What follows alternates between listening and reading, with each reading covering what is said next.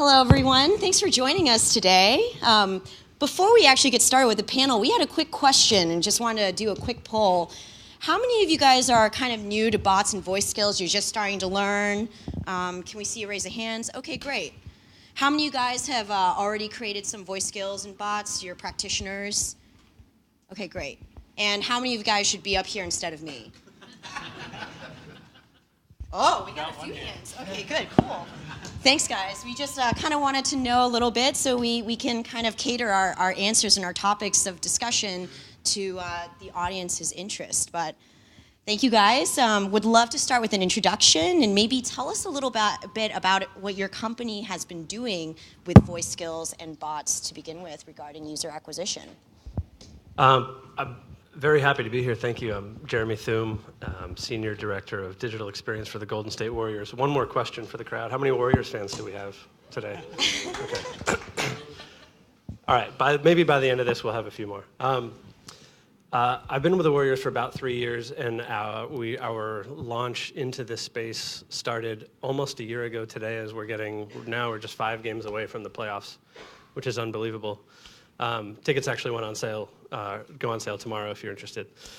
We launched our first voice, our first bot presence on the Messenger platform last year during the playoffs, so we're almost 12 months in, which makes us very novice in the space. And then about a month ago, we launched a presence on Viber as part of a corporate partnership with Rakuten, which has been really exciting for us as well. So we have a little bit of runway, but are still learning an awful lot. Good morning, everyone. My name is Jeff Israel. I'm a lead engineer at Condé Nast. If you're not familiar with that name, don't worry, neither was I before I started working there. You're probably familiar with some of our titles, Vogue, GQ, Wired, The New Yorker, just to name a few. When I started with the company in the summer of 2016, I was part of an innovation team based in Austin, and one of our first tasks was to investigate and start building things in the conversational space. And over the last almost 2 years, we've deployed some things on Messenger for Teen Vogue and Epicurious. We did an Alexa skill for Epicurious as well. Google Home Action for Vogue around the September issue last year. And then a little more recently, we did a bot on Allure.com surrounding the Best of Beauty Awards towards the end of 2017. So some of our goals have really, with relative to the subject of this panel and user acquisition, have really been to augment our existing publications, both print and digital, in a new space. We have some brands that have a very rich history and sometimes want to tread lightly when they go into a new space. We have some other brands who have gone as far as to stop printing their publications, gone all digital, and want to take some more risks. So it's presented some interesting challenges for a team that's worked across brands. That's great. Thanks for the introduction. And actually, let's get into kind of more of the details. What were some of the thought processes you guys had around building these voice skills or bots? You talked about augmenting your current brands. Maybe tell us a little bit more about how these came to be. Sure. So to start with the two voice things, they actually came about very differently. Vogue was working on a partnership with Google and wanted to do something to augment the September issue, some kind of exclusive content. So what they ended up doing was recording some audio from the editors that did interviews for some of the 5 main articles. I won't remember all 5 of them, but like Jennifer Lawrence and Oprah are at least 2 of them. And it really wanted to just give the users a more immersive experience in conjunction with the print article. It was Vogue's first foray into the space. For Epicurious, it was kind of the opposite. Epicurious had a very specific idea that they wanted to build a recipe skill, wanted to do it in voice, wanted to do it on Alexa, because I haven't looked at the numbers recently, but everything you hear about Alexa is the majority of the devices were deployed in kitchen space. That's probably changed a little bit with the show and the look and other devices, but that's what it was at the time. So they had ideas about how they would do a step-through recipe skill that was voice-based. We went back and forth about how complex it needed to be, because voice presents some really big challenges there. Went from there, went through the approval process, and it's been out for, I want to say, about 6 or 7 months now. I'd say that part of the role, and there's really I was mentioning earlier that the digital team at the Warriors is relatively large for the NBA, but relatively small compared to what you may think of it. And so there's really only 2 or 1.5 of us, Daniel and I, he's also here today, really trying to focus on what's next. And it's part of our role to find out what fan behavior is and where fan behavior is around the world and how we can kind of shift into that mode. And so when we realized that the messaging space was what it is, there were always thoughts and ideas of how do we kind of step into this when the rest of our sort of digital marketing has been much more traditional. And we had been speaking with the Messenger team from Facebook and had kind of tossed a few ideas out there and then eventually kind of landed on the concept that we launched last year, which was meant to be a short-term project, an assistant just for the playoffs. We called it the Warriors Playoffs Assistant. That was meant to be your concierge, whether you were here in the Bay Area and had a ticket and had any kind of question that you wanted to have answered around my experience, how to get there, where's the bag check, where can I find pizza, to the global person who may never set foot in the Bay Area but are still interested in getting their Stephen Curry highlights or their game scores and automation that way. So that was our first foray into it. And then from there, we did an awful lot of learning of how the behavior was focused on how fans were actually using the bot, and then sort of rebooted it a little bit for this regular season. Yeah, that's actually a good lead into how are you seeing your customers interact with your bots and your voice skills? Where are you seeing most of the engagement opportunity, and how are you going to approach that next for the next iteration? It's kind of funny that this is probably a common story, but what we expected when we were first building the thing is not exactly how people were going to use it. And we knew that was going to happen. We just didn't know exactly how that was going to come to be. So we spent an awful lot of time trying to answer every sort of question that people could possibly throw at us, which was a fun whiteboard session, to be sure. But it turns out that after looking at some of the analytics, that the majority of people were looking at what happened last game, when is the next game, and what is the live score.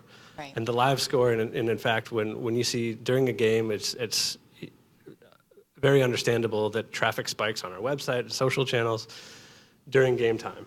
And then so we can either spend a ton of time trying to raise up the valleys, or we can just try to accentuate the peaks. And so the live score aspect of something was something that we're very passionate about building in. So there is a button there that just is the quickest way that you can get a live score. And I tested it very thoroughly last year during the playoffs, as my wife and I had just had a baby a few months before.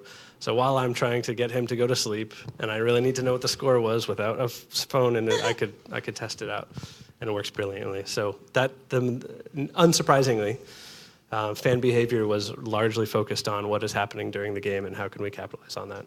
Yeah, for sure. What about for you guys? I think the biggest lesson we learned very quickly is that our users will fly through content that we provide on the bots. Most of our experiences were, I guess for lack of a better phrase, static content. So for example, the Teen Vogue experience is a set of quizzes where you kind of choose your own adventure and get a social reward that you can share on Facebook. And we launched with 5 or 6 quizzes, each with 10 questions, and we had free plug. We had Dashbot in our bot, so we could go see the session time, go see all the information about it. And what we found is that users would either drop off very quickly or would fly through all 5 quizzes and be done and spend 30, 45 minutes with the bot. The problem being that then they wouldn't come back because there was nothing for them to come back to. And we saw that sort of repeated with the Vogue skill. We saw some repetition because, with Messenger, you can go back and look at the history of that chat and see what you've already experienced. With voice, you don't really have that. You have some of it in Alexa. You can go look at, some of the things that you've said, and the same with Google Assistant.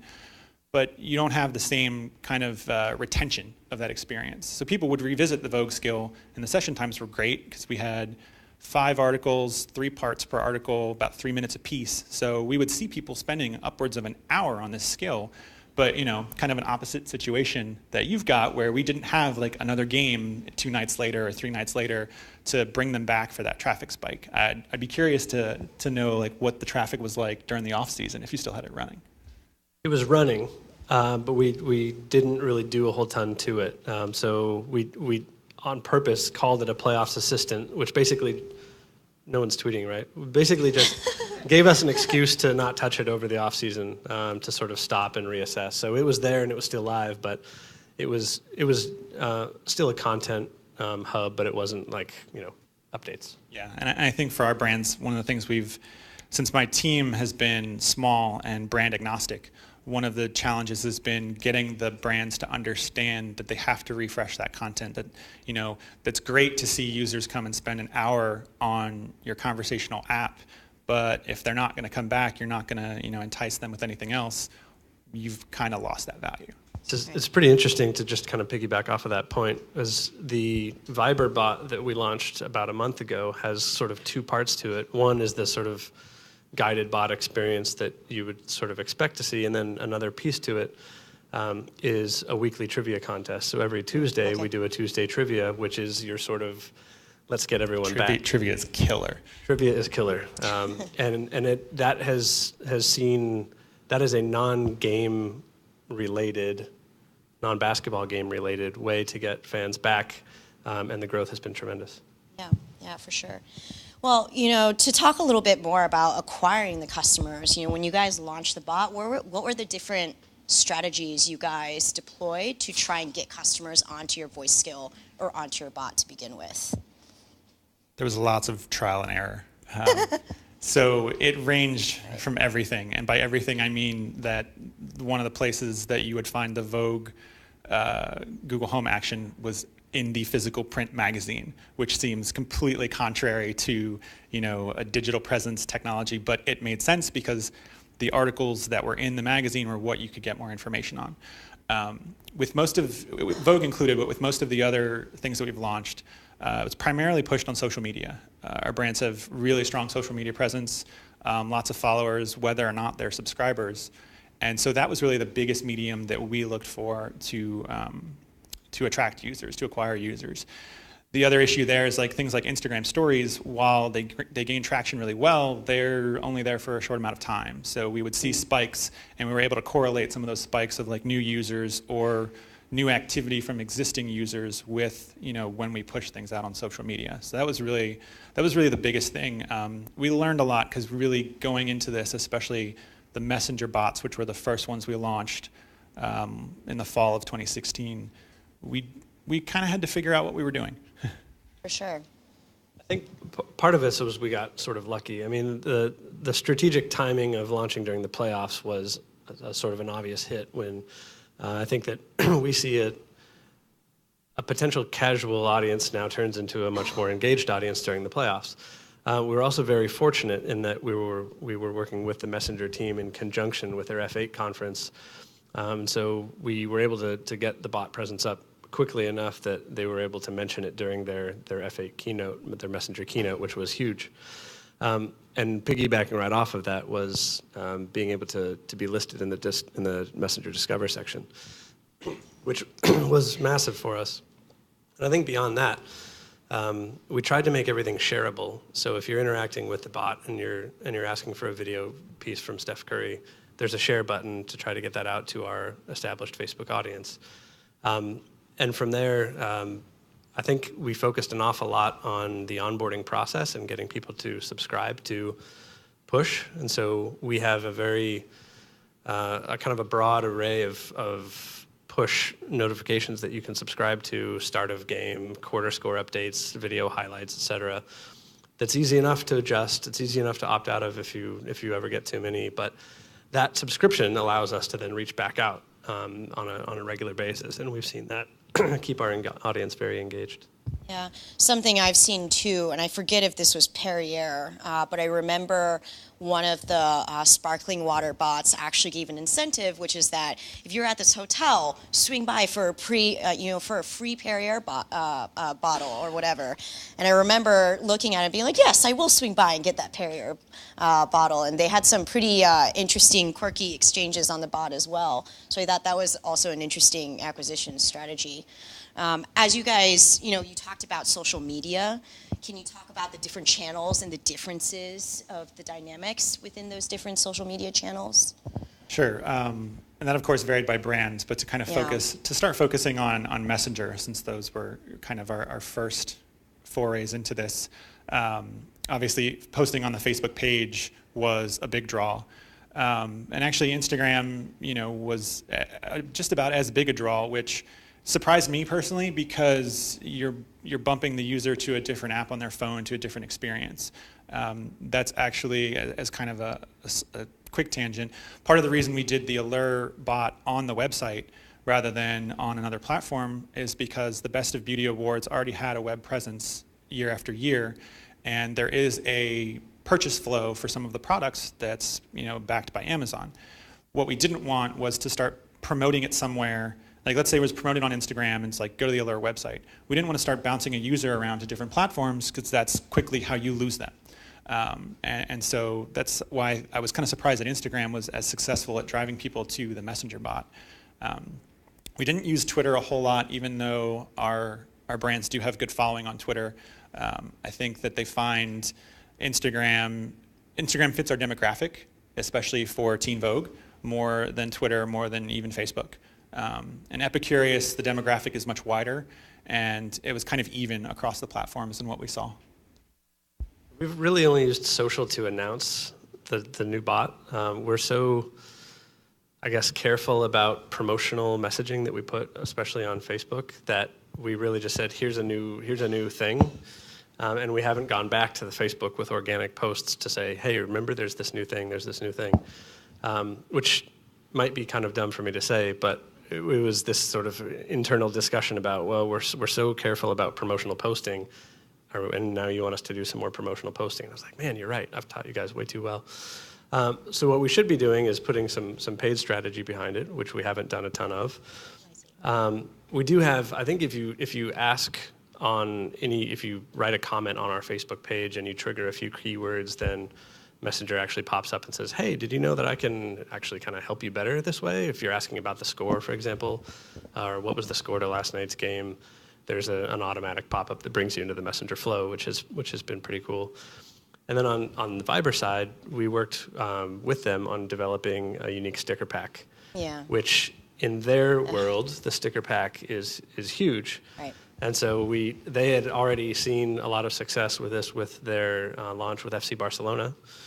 And so we kind of followed in that mold. And when you have a kind of a fun, creative, animated sticker pack kind of thing that you can put now on social, that is an interesting way to say, hey, guess what? This is where you can find and use all these fun images.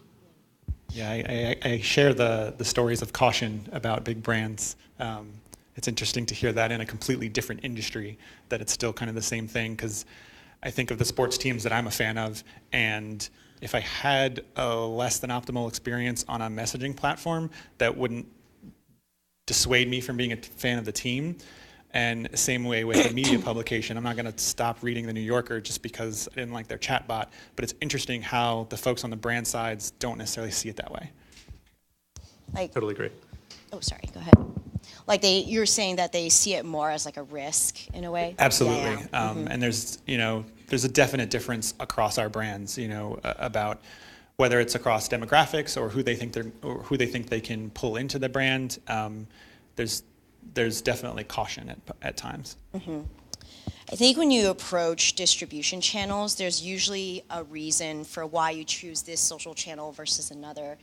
Can you guys kind of walk us through how, at the very beginning when you're iterating on bots and voice skills, a lot of it is experimentation, but you also want to be very intentional about the channels that you approach through. Can you kind of walk us through how you think about that? I know you've tested quite a few media channels now, but for next iteration, how do you guys think about that when approaching your customers? I think we had a decent approach with the channels we selected. I think, as you've already said, where we fell short was the repetition. Finding the right cadence to say, all right, like if it's a messenger bot, finding the right cadence to say, I'm going to post on our Facebook page again to draw some attention, say, hey, there's new content, or hey, check out a video through the messenger bot on last night's game. That was really the challenge where I think we didn't rise to. The channels, we have each of our brands has a social media team, and I don't have a ton of insight into those teams, but from working with them, they really have a strong understanding of the channels that work per brand, and we really leaned on them to be able to do it. I know that kind of doesn't fully answer it, but I'll pass a little bit just because I don't have all that knowledge. Sure, yeah. I could say that we chose to launch on Messenger very specifically, with working directly with the Messenger team. We chose to launch a Viber presence very specifically because of our relationship with them and with Rakuten. And both of which are meant to be learning experiences for the next step for us, which is the voice presence. The two are married together in a very obvious way, and I'm actually planning to sit there and listen to as much as I can about the voice side, because our presence in that area is pretty limited at this point. The NBA during the season launched an Alexa skill for all 30 teams, which is phenomenal to have a partner be able to do that. But it's less customized to a Warriors fan than it might be because we aren't the ones that were working with them directly on it. But that does give us the opportunity to take what they have built on a fundamental level and take what we have learned from our experiences with Messenger and Viber and build on top of that, which I think is the next step for us. So I'm curious, another thing that we've kind of grappled with is getting brands to kind of share things cross-brand when it's appropriate. I'm kind of curious if you're allowed to say, if the NBA is going to let individual teams have some kind of hooks to be like, oh, you want to learn more about the Warriors, try their Alexa skill or try their Messenger bot. I believe so. I mean, the thing that we've learned I was with the Chicago Bulls for 7 years prior to joining the Warriors, so now close to 10 years at the NBA. Working with them, their approach is to help create something that benefits all 30 teams, and if and when there are times when one team steps out and creates something, all 30 teams compete on the court very clearly, but in the business realm, we all support each other. So if quite literally a team, Utah, Boston, Charlotte, reaches out and says, hey, I love what you guys did on your website, our developer, Bill, will basically just share the code because that helps their team, that helps the league. So there is that sharing. And the league, as the central office to that, has been a great partner in allowing teams to kind of step out and then share those best practices out. So we're not too far from some team breaking through with an amazing voice presence and saying, wow, how did you do that? And also, can we steal it and copy it? Nice. I'm actually very happy to hear that because my team has sort of had that role within Condé Nast. Part of our role was to be the technology investigators and then educate the brands on what they could do. And we purposely built some of these tools. You can probably tell by looking at it, but if you look at the Teen Vogue quiz bot on Messenger and the Epicurious bot, they're very similar because we ended up building an SDK, a software development kit, so that brands could pick this stuff up and reuse it themselves. And it's kind of interesting to hear that happening in some respects across another industry. Yeah, so I wanted to leave a few minutes for questions from the crowd if you guys have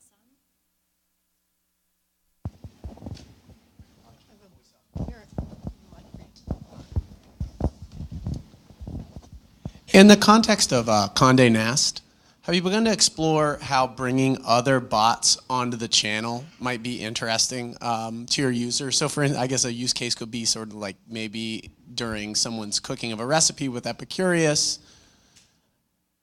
bot brings a maybe New Yorker bot on for a history of cumin production or something along those lines? We've had some discussions about it. Where it often stops is that the brands have their, I don't want to use, agenda is not quite the right word, but they have their own presence, they have their own things that they want to do and project, and it's not like it's a competition or uncooperative, but sometimes those things don't align.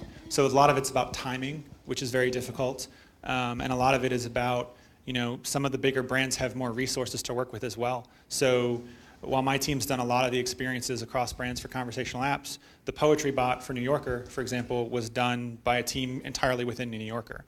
So it's been talked about to use an old Facebook status. It's complicated, but we're still trying. Hi, thanks. You guys have mentioned, you were already well-established brands, the Golden State Warriors, the multiple brands under Condé Nast. These are places that already have reach with consumers. Do you guys have any suggestions for emerging brands who are trying to get their bot recognized because customer discovery is so difficult for us in numerous platforms right now? I guess it's sort of easy to say from someone who hasn't been through this kind of trying to build a brand in this area, but it seems like these technologies are ripe for doing something new and doing something that no one has done before that allows for a breakthrough, that almost the brand is elevated because something so magical has happened that people will start to talk about it. We saw that with social media when I started with the Chicago Bulls in 2008. There was an actual discussion of should we launch a Facebook page or a MySpace page. It was that long ago, which is fun to date myself. But then, which one did you do? We got we actually got that one right, thankfully. But it was the same sort of thing. It was the age. I mean, in that 10 years ago, social media was the thing where in our world, teams were doing something. And when they broke through, there was, the LA Kings is a great example of that. And they actually had a strategy where we're in the middle of Los Angeles. All the media pays attention to the Lakers, the Clippers, the Dodgers, the Angels, the Galaxy, and then we need to break through. So their social media strategy was break through with snarky tweets, and it was phenomenal. And that worked for their brand. So I think that finding something that works for a brand and doing something that breaks through, it just seems to me like this space is ready for something like that. I think to add a little bit to it, I think it was talked about on the voice panel earlier, trust is the biggest thing. Whether you're a big brand or a small brand, you have to build trust. My previous job before Condé Nast was in mobile payments for bars and restaurants, and it was exceedingly difficult to get people to trust paying with your phone. Now granted, that's slowly moving towards a positive direction, but I feel a lot of the same concepts apply to the conversational space. One of the talks I heard from an Alexa rep last year at another conference in San Francisco was to start small. Start small, give your users something that they're going to get value of, and that they're going to come back to, and then build off of that. Because if you start small and you build that trust, as you add more things, if you stumble a little bit, your users are going to be more tolerant. Do you think that people are more comfortable with paying after they've had a drink or two? Possibly more comfortable, definitely less competent. That QA was fun. Hey, I'm Spencer. I'm a product manager for Intuit QuickBooks Assistant. I have a question for Jeremy. You mentioned that a lot of your users will interact with the bot during the games themselves. I'm wondering if you found use cases where context became increasingly relevant. So a user might ask, how many points does Steph Curry have? And if it's during a game, it responds, 28 points with 22 minutes left or whatever, godly number. Or if it's not during a game and a user asks how many points does Steph Curry have, you respond with maybe season total stats, career total stats. Do you guys deal with that at all? Yeah, I think that was part of the huge introductory whiteboard session, which was really fun to get to that sort of level of detail. And while I don't think we've got it perfected by any means, so don't try it right now. I'll have to go try to fix something in the back. During the game, if you mention something related to Steph Curry stats, it will pull that, say that he's got 22 points, and give his full stat line live, and so you can update that anytime. If you get somewhat close to it but don't really say the right thing, then it will say, are you looking for Stephen Curry stats, and kind of guide you through. And then if you're in between games, I think it just kicks back, there are no games scheduled today. Would you like information on the next one? I think just to add a little bit, I think that ties in well to the previous question as well, is like when you're building that trust of users is help them out, like guide them. I mean, you saw Artie's presentation about things that bots don't respond to. I think that's a point that people overlook a lot, the fact that you have something that will guide the user to what they might have been trying to get. Even if you're wrong, you've kept them engaged. Yeah, I remember another way back story when we were doing SMS. Remember SMS marketing before all the rules changed?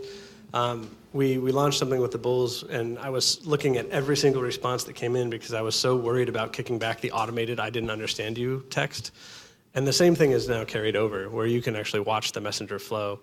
and see what fans are actually live typing and say, am I getting this right? Am I missing too many things? And so that's been very helpful. I have that same apprehension. Whenever I go look at any dashboard for our bots, the first thing I look at is how many people are going to the fallback intents. All right, well, I think that's all that we have time for. So I'd like to thank everyone. Thank you very much.